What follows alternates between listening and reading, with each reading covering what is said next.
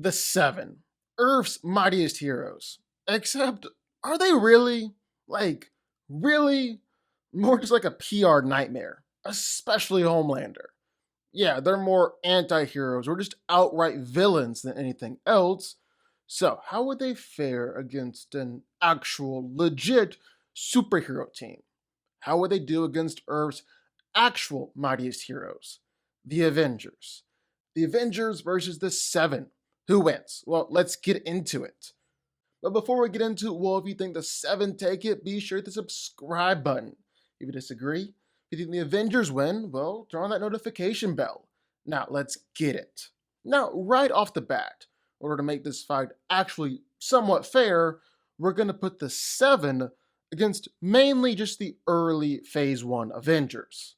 Like instead of fighting against Loki and the Chitauri army, well, they're fighting against the Seven instead. Because if we included all of the Avengers, added everybody from that huge roster, well, the Seven don't stand much of a chance at all. Let's at least try and make it look like a fair fight. Alright, so just who is a part of the Seven? Who are they bringing to the table? Well, they're clearly a parody of the Justice League. So you've actually got a lot of the same archetypes, like the Deep, who's their Aquaman. Problem is, he can't really do much to anyone here. He's basically only useful when he's in the water, so he's kinda a joke. On top of that, kinda a huge sexual pervert and abuser.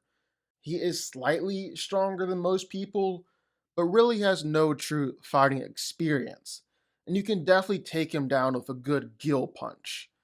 Then there's Translucent. His skin is carbon based, meaning that he can bend light around himself, making it so that he appears invisible. And it makes him incredibly durable, like taking chainsaws, being fireproof, surviving high caliber sniper rounds. He took all of it no problem.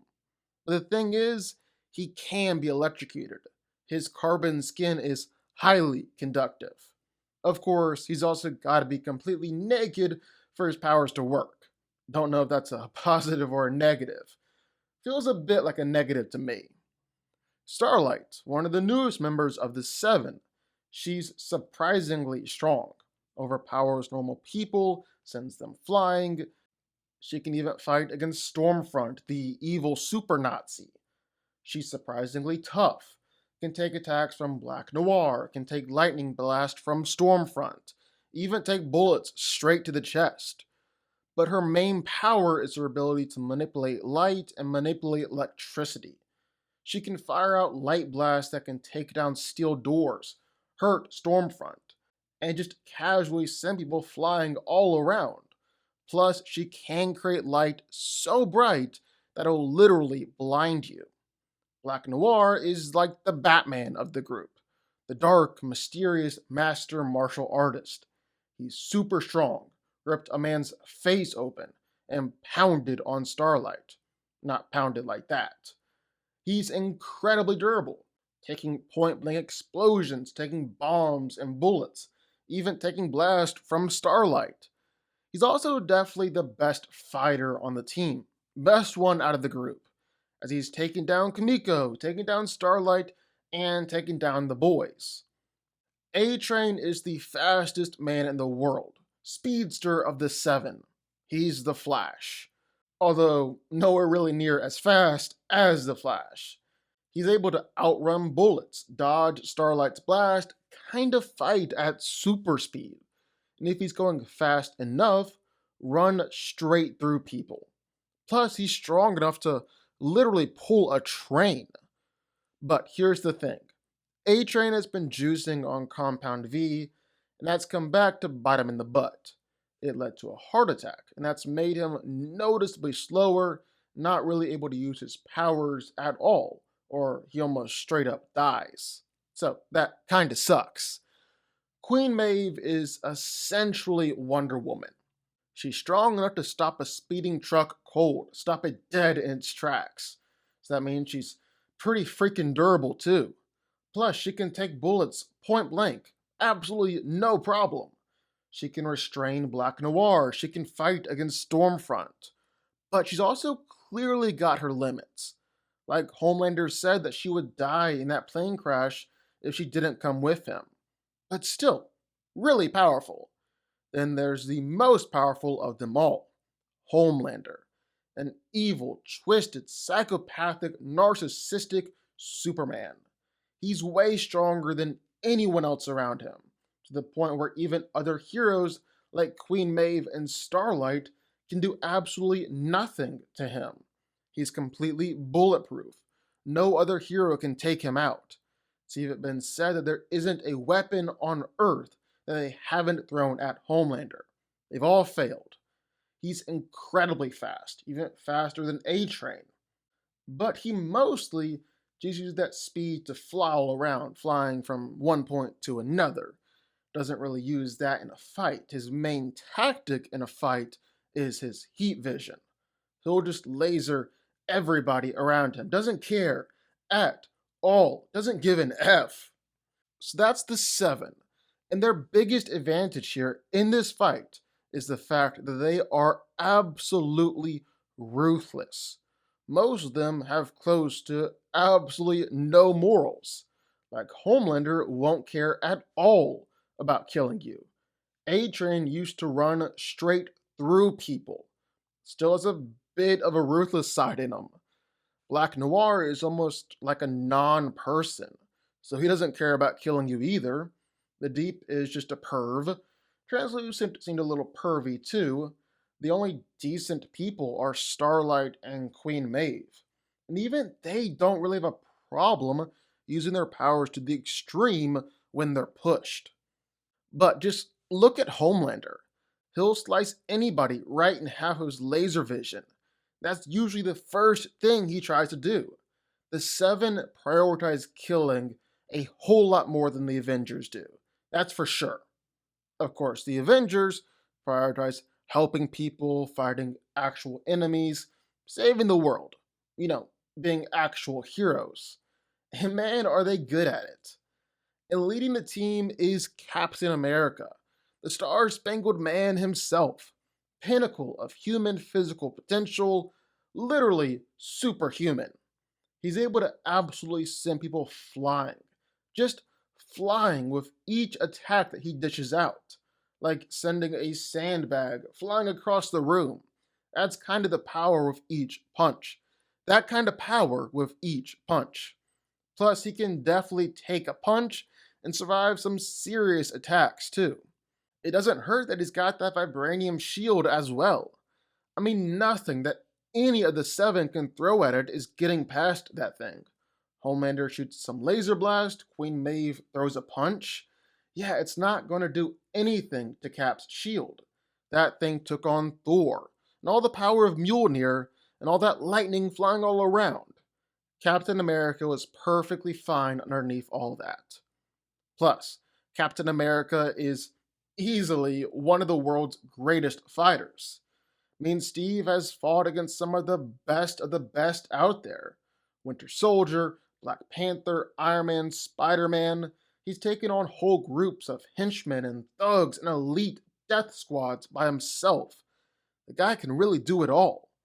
Plus, Captain America can even go up against his toughest opponent ever, himself. And he can still win. Oh, and he can wield Mjolnir, which is amazing. But he can't quite do that yet, so shh, let's keep it a secret from Thor. I knew it. Now, Iron Man might not be the leader of the team, but don't worry, he's not salty about it or anything. Oh, actually, he's the boss. I just pay for everything and design everything and make everyone look cooler. His Iron Man suits have advanced to the point where they can fight against Thor, they can fight against Hulk, they can even fight against Thanos. And he's got absolute weapons galore, able to create weapons with just a thought, more weapons than you could possibly imagine. But we're taking him back a little bit here, all the way back to Mark 6 and Mark 7. So basically, end of Iron Man 2 and then Avengers. He was able to fight against Thor, kick Thor through a tree, take strikes from Thor, take hits from Mjolnir, even knock Thor back with a repulsor blast. He destroyed hammer drones like they were nothing, ripped through them like paper, which honestly don't know how impressive that is. Then he was able to fight against all the Tatari, take on that army all by himself at the start. He can blow up a giant Leviathan from the inside. He's got a missile that can blow up another Leviathan. I'm starting to think these things aren't as durable as they look. And then, of course, he redirected a nuke and fell all the way back down to Earth, surviving re entry while he was at it. Pretty impressive for a guy in a tin suit. Thor is the god of the team, and not the god of hammers. But at least now he still thinks he is. He's strong enough to beat up on Hulk, durable enough to take punches from Hulk and just smile, or fall from miles up in the sky, or destroy the Rainbow Bridge. And oh yeah, he's still got Mjolnir here. Don't think he quite ever got over losing that one. The same Mjolnir that was able to use to destroy the Rainbow Bridge or send out massive shockwaves and level buildings, the same one he used to create massive lightning blasts and one-shot Leviathans. There are a few heavy hitters on the Avengers, and you're definitely looking at one of them right now, in all his glory. You flick too hard, damn it! And then Hulk is the other heavy hitter on the team. Not only that, but he's the strongest Avenger. Welcome, strongest Avenger. What? He can one-shot Leviathans, clash with Thor, and basically have him on the ropes. The military is nothing to him. Look out Chitauri, because he'll easily smash you. Really, his closest competition was Thor, and then Abomination. And in his fight against Abomination, well, he basically wrecked all of Harlem. So yeah, the big guy can definitely cause some serious destruction. And then Black Widow and Hawkeye, the two true humans of the group. Monsters and magic and nothing we were ever trained for. Okay, look, the city is flying. We're fighting an army of robots. And I have a bow and arrow. None of this makes sense. They got spirit, they got heart, they're actually pretty useful for taking out henchmen and thugs and alien armies. But when we're talking about people on this massive power level, I don't really know what an assassin and a spy are truly going to be able to do. Of course, I guess you could throw them against the Deep or Translucent, maybe even Black Noir or Starlight. It's just I think Homelander is probably going to laser them in half before they ever even get the chance. So, those are the two teams. How's this fight going to play out? Well, like I was just saying, while Hawkeye and Black Widow could probably take down the Deep, can maybe even fight against Black Noir 2-on-1, I don't think they'll be able to. I don't think they'll have the chance. I think Homelander has no problem killing people, and he'll have no problem lasering them right in half. Black Noir would have no problem killing them. Maeve would probably kill them.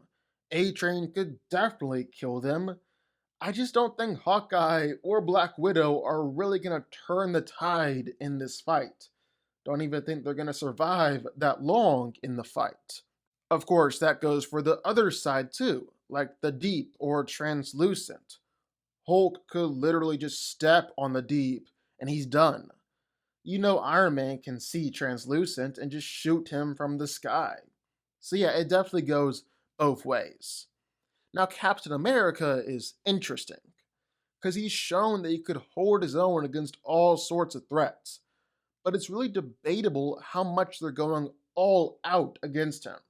At the very least, he's never gone up against an evil Superman who will punch straight through him. Nobody on that level, at least. On the other hand, he could probably beat Black Noir. He could probably fight against Starlight and Queen Maeve. So he's definitely in a weird spot. End of the day, I think he's able to help the Avengers. I think he can lead them well. And he's going to do alright in the fight. But he's not going to make it through the fight. Not with Homelander and A-Train out there. But then there's Iron Man, there's Hulk, and there's Thor. And for as powerful as every member of the Seven is, I don't think any of them are more powerful than these three. A-Train can run all around, kill Cap, Widow, and Hawkeye. If he tries to do anything to the Hulk, well, he's gonna break every bone in his body on impact. Isn't gonna be able to do anything against the big green guy. Homelander is the most powerful member of the Seven. But just look at his fight against Soldier Boy. This was the first time Homelander went up against somebody close to his equal. And while it was awesome, it also wasn't too impressive in just how much destruction they were doing to the area around them. Like, that is actually a pretty good gauge for how powerful a character is. For example, Superman can do this, Thor can do this, Hulk can do this. Homelander wasn't even really wrecking the house. So thinking that he's going to be able to take on Hulk and Thor by himself, because no one else is powerful enough to take them down, well, that's kind of laughable. Not even sure he could beat this version of Iron Man. And if Homelander can't take them down, then what hope do the Seven have?